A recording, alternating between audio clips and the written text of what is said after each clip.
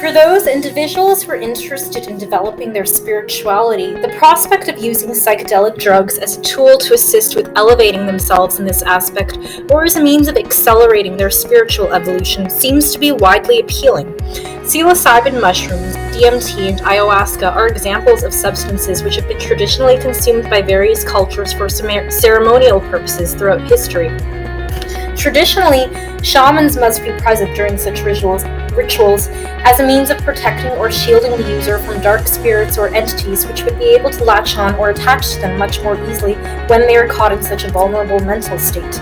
At the time when I made the decision to consume psilocybin mushrooms many times in a row without supervision, I naively believed I was actually helping myself, and it was not until 2 to 3 years after the fact when I came to realize the full extent of the long-term consequence for my decision.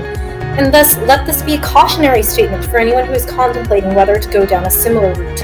No matter what you may be feeling at the moment, it is not worth it to take the easy way out by forcibly redirecting your emotions through a substance.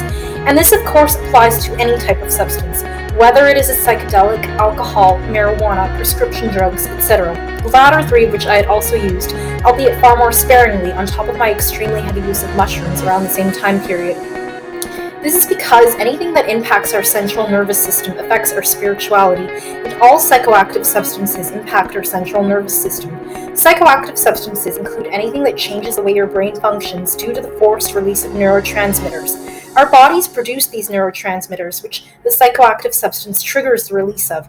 Thus, whenever you alter the way you feel through a psychoactive substance, it is your body's own feel-good chemicals that you are feeling the effects of. Continued use of such substances, which could take on the form of alcohol, tobacco, plant medicines, caffeine, etc., or use that is heavy, frequent, chronic, or prolonged, depletes these neurotransmitters, meaning that the body and brain can't produce them fast enough to replace the ones we are forcing to release with the use of the psychoactive substance. This in turn causes very low-frequency emotions such as depression, anxiety, etc., and addiction to arise. It seems as though the spirits of alcohol or drugs take away a portion of our frequency in return for giving us the buzz or high, which is an exchange of energy. This is where building up a tolerance or immunity, and thus requiring more and more of something in order to feel the high or get drunk, should raise a red flag, because it means that the body and brain have altered significantly. It is also why the use of substances is widely considered to be a low vibrational activity. Since the use of psychedelics in particular is the mental equivalent of weightlifting, it is reasonable to advise that one should ensure that they are mentally strong enough to be able to withstand any potential harmful psychological effects, both in the short and long term. And of course, just as one should ensure that they never overexert themselves when it comes to lifting physical weights as a preventive measure against injury or tearing of the muscles, they must do the same with spiritual drugs in order to ensure that the psyche remains in good health.